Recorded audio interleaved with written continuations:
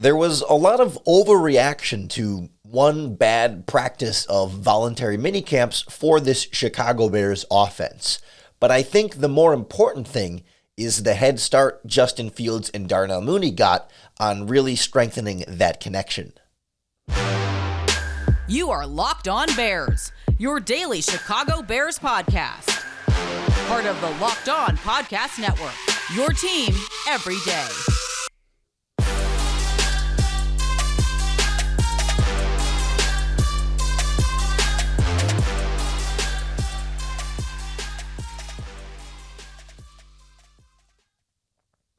This is Locked On Bears, and I'm your host, Lorin Cox. I'm here to bring you your daily, in-depth Chicago Bears news and analysis. You can follow me on Twitter at CoxSports1. You can follow the podcast on Twitter at Locked On Bears. You can like Locked On Bears on Facebook. Join the Locked On Bears Facebook group for even more Bears talk. And make sure you hit that subscribe button on the Locked On Bears YouTube channel to keep up with all of our video podcasts as well. Thanks for making Locked On Bears your first listen today. On the show today, we get into the mistakes that the offense made at the voluntary minicamp practice and some of the response on the overreaction. And I think a lot of it's just a natural sort of tendency to where we are on the NFL offseason calendar, but we'll kind of get into what matters and what doesn't matter with this time of year. We'll check in on how that development process is going for Justin Fields and Darnell Mooney in particular, working to kind of hone that quarterback wide receiver connection and get that to be as strong and robust as possible for both of them to keep taking steps forward this upcoming season. And we'll wrap up with a closer look at Mooney himself and some of the things he's looking at working on individually. And he gave a really good answer, detailed about like what it is that he wants to take to the next level and some of the current receivers in the game that he looks to, trying to emulate in some of those very specific ways. But we'll start with kind of the reaction or overreaction of sorts to what every reporter at Hallis Hall described as a bad day for the Bears offense. And there are limitations as to what exactly everyone can report about what they saw at practice, but you can pick some things up here and there and get some information from sources where you can find it, and you can tell there were some turnovers. I would say like some consistent turnovers, and in that meaning like interceptions, like Justin Fields not being fully on the same page or hitting his receivers where they need to be and throwing some balls where he wasn't supposed to, and whether it was them still learning the plays or making the wrong reads or whatever it might be. This can't tell usually just from when practice is happening live like that, but it was not an accurate, strong day for the offense. I don't know if there were fumbles in there as well, but it just was not, it was a rough day of practice for this Bears offense, mind you, at the end of April. And Matt Eberflus was kind of asked about what he thinks about that and how he kind of felt like the offense responded and how that sort of works in the grand scheme of the practice schedule. You mentioned how you like the energy today when the offense has a couple up and down moments. How did you like the way that they were able to bounce back and maybe put a bad play behind them, especially Justin? Well, I think just totally as a team, that's going to happen. We're going to have ups and downs. The other opponent's going to make plays. They have players. They're an NFL team too. We have to learn how to adjust to that during practice. And I talked to him about after the practice. My main message was is that I said, hey, the in vogue term now is growth mindset, right? Everybody says that. Well, what does that mean? That means that I'm going to learn from my performance, good, bad, or indifferent. I'm going to take one rep at a time and learn from that. What can I take away from that rep? So as you watch this tape with your coaches and as you watch it, how can I grow and to get better? Even if I throw a touchdown or I make a TFL or I make an interception or I get beat over the top for a touchdown, there's learning that takes place in that performance. And we have to do a great job of learning through those performances. That's how you get better. And that's the new term, growth mindset.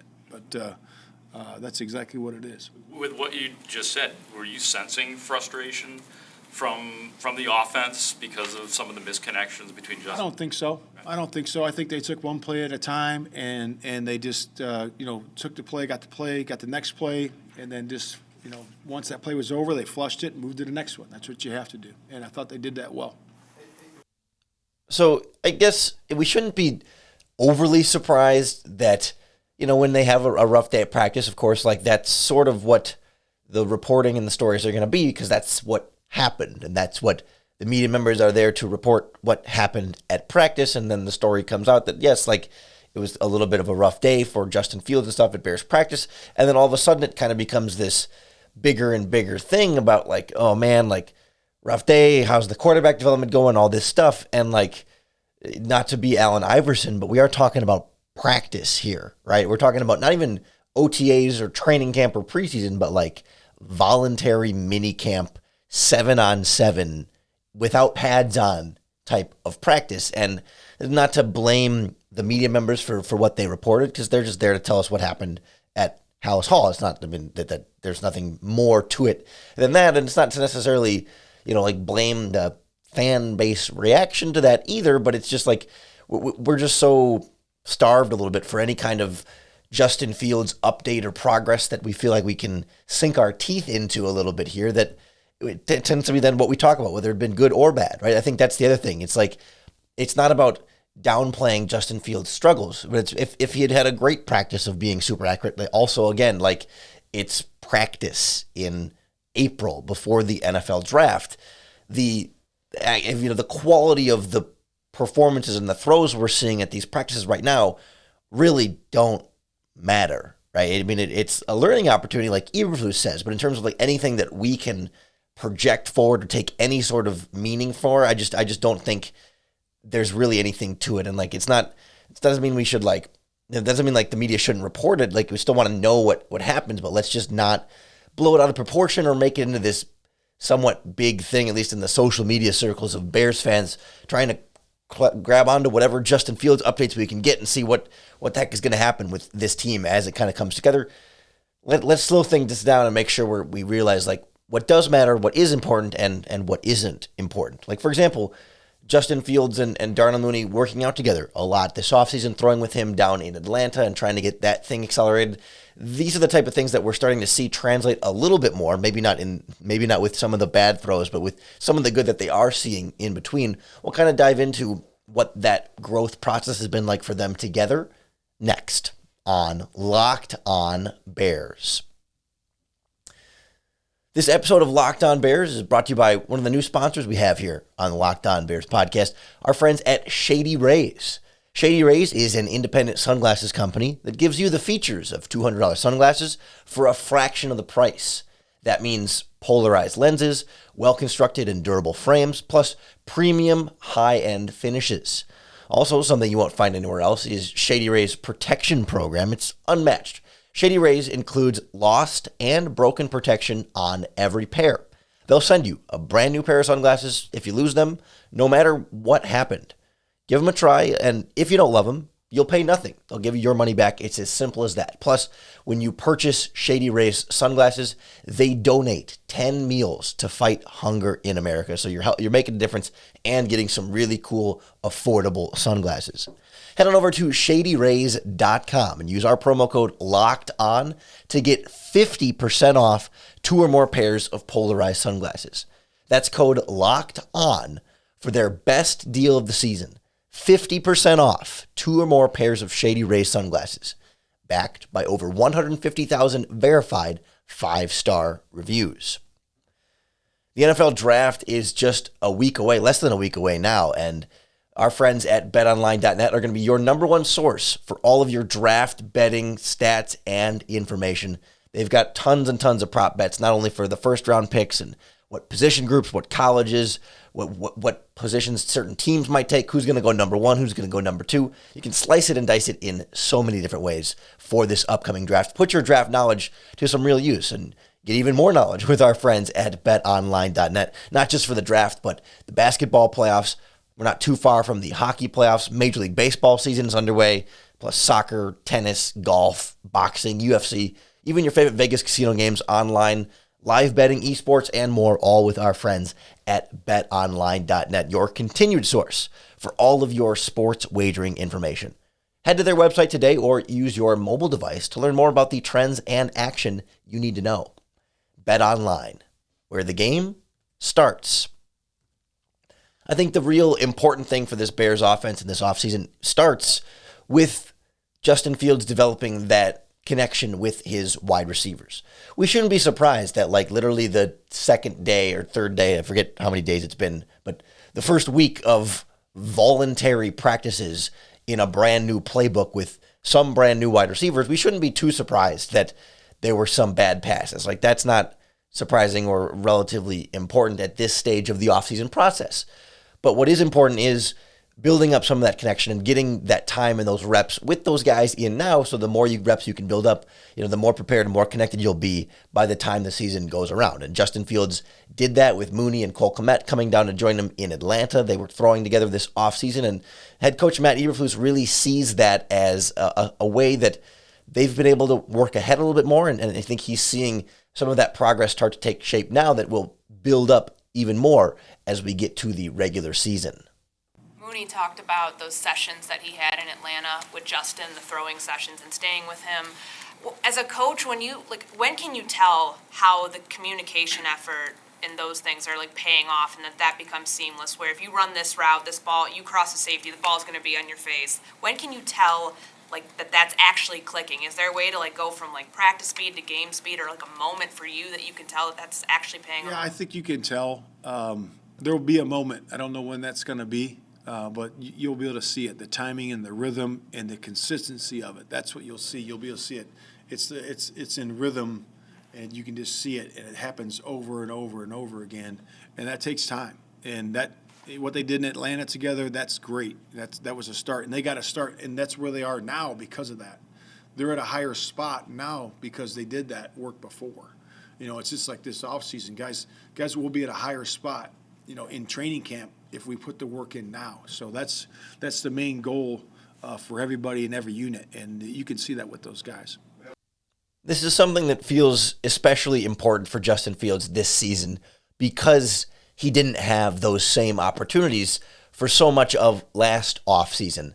Not only does he come into the team process later as a rookie, and this 12 months ago, Justin Fields was not a Chicago Bear and wouldn't have had these opportunities to work with those wide receivers or get to know the playbook at that time. But then also compounding that, perhaps even worse, the bigger issue, the bigger problem there is that he was not working with the starters and didn't have the opportunity to very much consistently work with the starters and throw to the starting wide receivers through OTAs and training camp and the preseason, right? That when he was thrown into the starting lineup, that was a lot of some of his first consistent reps throwing to Allen Robinson and Darnell Mooney and Damiere Byrd and Marquise Goodwin and Cole Kmet. And that experience, that familiarity goes such a long way in building that strong quarterback and wide receiver connection. It's like a muscle memory thing, but it's not even your muscle memory. You're also sort of learning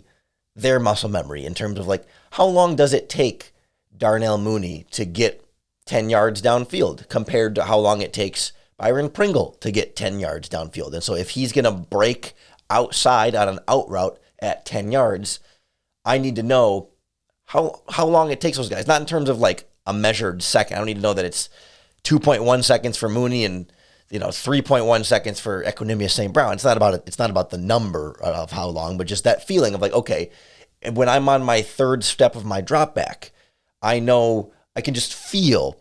I know how early I have to let go of the ball then to put it out in front for Darnell Mooney because we've just done it 1,000 times, throwing to each other at practice and in games over the course of working together over multiple seasons. Right? That's how you build up that sort of connection and that next level cohesion that you see strong quarterback and wide receivers kind of end up building together over time. And you can't just make that overnight. They seem to be able to build a decent connection fairly quickly last season, all things considered. Mooney was the one Fields kept being able to really rely on the most, but that was very, very sort of not unprepared, but just not properly built up to. So it makes you start to get excited about the possibility of now they're actually going to have time to work together and get on the same page much, much more by the time week one rolls around. Of course, they also still have to really get the playbook and the concepts and the foundation and all that. And that's where we're seeing the learning curve process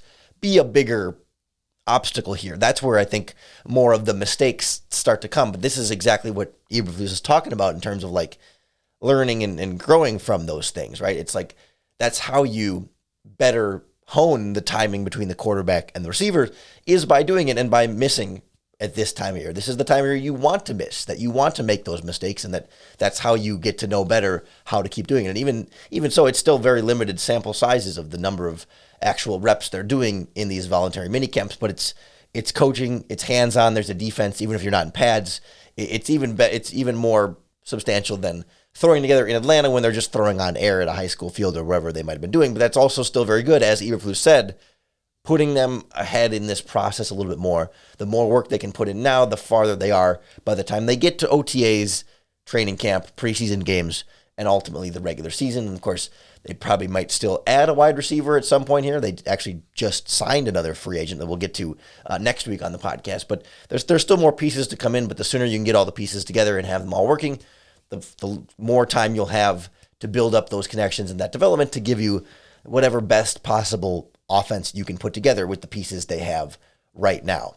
Then, of course, there's the sort of individual development and growth for all the players involved. And Darnell Mooney, had such a strong breakout season, but of course, all the players can always find things they want to do better. And Mooney, I thought, gave a really good answer and some good details on some of the things he's specifically trying to improve on in a way that you might not come to mind right away, but he really has thought a lot about this. We'll hear from Darnell Mooney on his process here and what we could expect from him in 2022 next on Locked On Bears. Right before sitting down to record this podcast, I sat down, had a nice treat. A Built Bar gave me a little bit of that extra energy, a little bit of protein, helped me feel more full, and of course, satisfy my sweet tooth as well, because Built Bars are the world's best tasting protein bars ever made. I have not had a protein bar product that tastes anywhere nearly as good as this, while also still being good for you. Because every Built Bar is soft and easy to chew. They're covered in 100% real chocolate. They taste like candy bars. But they're low sugar, low calories, high fiber, and high protein. It is an elite combination that you just can't find anywhere else. And it sounds almost too good to be true, but when you taste it, you will become a believer. It's why I keep reordering boxes and keep trying new flavors, and I keep finding I haven't had a bad one yet. It's just about which one I like more than the rest and finding new favorites like their Brownie Batter Built Puffs. 10 out of 10 would recommend. Head on over to Built.com, enter in our promo code LOCKED15. You're going to get 15% off your next order. That's promo code LOCKED15 for 15% off at Built.com. I think one of Darnell Mooney's goals this season is to not take 15% off, to never need to take any sort of percent off. That's not to say he won't take breaks or whatever, but so much of what he's kind of looking to improve on more is physical, in addition to learning the playbook, learning the plays, getting to know the offense, getting training with his wide receivers, getting everybody on the same page, and of course, building the connection with Fields, like all the obvious, team type stuff. But when Mooney kind of looks more internally, even after a really impressive season last year that had us all excited and looking forward to what he can do this coming year, like he really wants to take more of like his body to that next level. And it just wasn't exactly the answer I was expecting from Darnell Mooney on a question that typically can kind of lead you up to a softball of like just of how you want to improve and like all the route running and all the little things that wide receivers do. Like, no, he went really in depth on conditioning and how he wants to be able to really have that endurance in games. You've had a great start to your career. What do you work on now? What aspect of your game do you want to improve going into this season? My conditioning. So my thing is I want to be able to play 6 quarters. I want to be able to play faster than anybody else on the field, not get tired. To pick up on some guys that I watched, their gameplay-wise. Antonio Brown, he runs in and out of the huddle from like his past career and from now. Like he runs in and out of the huddle. He's never tired. Cooper Kupp in the Super Bowl, like that last drive, he got the ball maybe like 6-7 times. Like that was his drive. And I mean, in the end zone, he was dead tired, but you couldn't see that he wasn't tired at all while he was catching the ball and going back to the huddle. But me being able to do that and be consistent with that, and maybe the targets are going to go up even more this year, so I have to be able to take that on and just not be tired. What have you done? Have you done more running, or do you have a lot of running? Yeah, a lot of running and do more miles. and a lot of like short timings things. Like if say we can just do a neighborhood. Say I run down the street and I set a timer for like 30 seconds. Maybe at 20 seconds, I just change my mind. Oh, nope, you got to go right now. So just anything off the wall, anything I can challenge myself to do, or come back down, 30 seconds start, all right, 10 seconds. I just went 10 seconds, got to go now. So You can see why Darnell Mooney was one of those players that this Bears coaching staff like highlighted right away as the guy that like stood out to them as really impressive and like clearly being that like locker room fit with what the head coach and like the Eberflus hustle, energy, effort type system really wants to implement here, right? Like that's exactly what they're talking about, like sprinting in and out of the huddles and really like having that endurance and speed and athleticism to play, like you said, 6 quarters, to be able to play a whole game and overtime and not be tired. And you know, when he said he like Antonio Brown, I was like, okay, let's make sure we're keeping our shirt on and not, you know, leaving the sideline. But like, it is, I mean, it's a fair point. I mean, that it's something Brown was known for doing. And of all the things that, you know, that people don't like or want to be critical of Antonio Brown, like, and of course, like off the field things that he did. And yes, separate from that, but like on the field, he was and is a really talented wide receiver and, you know, was often like a guy that players would look to as an example of high quality play, but also high quality effort and really caring about his craft in those ways that Mooney was talking about. And then Cooper Kupp is a great example too of just a playmaker, a guy who in and down out is always there, giving 100% effort and doing whatever he needs to do for his team, even if it's not like that true number one role, but just to have that consistency and never be tired and show up in the biggest moments. Like that's exactly what Mooney is talking about there, and recognizing too that, like he said, like he's going to have a bigger role this year. Like right now, he's your number one wide receiver. And presumably, even if you get a guy in the second round, I don't know that he's going to step in and be your number one wide receiver over Mooney as a rookie. I mean, there's some guys with number one wide receiver potential in this draft class, but like presumably your top passing option this season, barring some crazy Deebo Samuel trade or something, which don't get your hopes up by any means. But Darnell Mooney is probably going to be your number one guy, and he kind of took over the number one role last year anyway as Robinson faded, but it's more like apparent now that like last year, even though Robinson's production was down, he would still be a guy that defenses had to pay particular attention to, even if he wasn't getting the ball a ton. But like now, Mooney is the guy to pay attention to, so there's going to be more of that pressure and more of that defensive focus, and so more of that endurance and more of that consistency. I mean, it is a great way for him to be able to do more, and you know, being able to have as much of that speed as possible, and depending on what happens with these other receivers, right, he's going to have to be the guy, and to be able to handle that, it seems like he's setting himself up well to be in that position, not only physically here with the conditioning, but then also spending that extra time working with Justin Fields to be that, even if Mooney doesn't fit the mold of like a true number one wide receiver, working his way toward being that number one favorite option. How about that? Like the favorite weapon of Fields, even if he's not a true number one or however you want to describe it, like he's still going to be Fields' top guy, and being able to build that connection with him while also then adding the physical aspect of it too is really priming him up to be in the exact position you would want Darnell Mooney to be in entering the season. And then hopefully they can add another prominent wide receiver in some way, shape, or form in the draft or free agency and put together more of a wide receiving core and give Fields some different options to spread the ball around and maybe, you know, take some of that pressure off of Mooney, and all of a sudden maybe you can piece together something that looks like a fun Bears offense here with young developing players.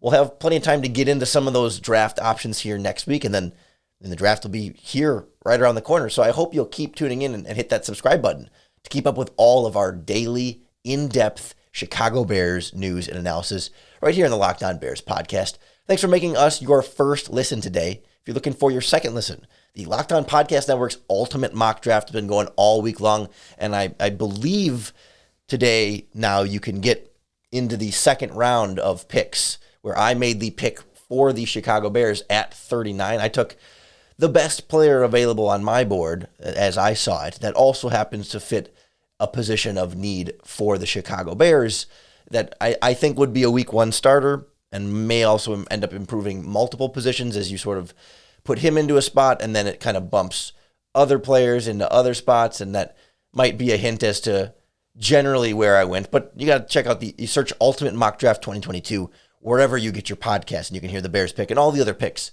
from our mock draft, getting you ready for draft day. And then on draft weekend, we will be live on the Locked On NFL YouTube channel. We might go live on the Locked On Bears YouTube channel leading into day 2 of the draft. I mean, we have plenty of great draft coverage coming your way, so I hope you'll keep sticking around for all of that. I hope you'll keep tuning in, and I hope as a result that the Locked On Bears podcast makes it just a little bit easier for you to bear down.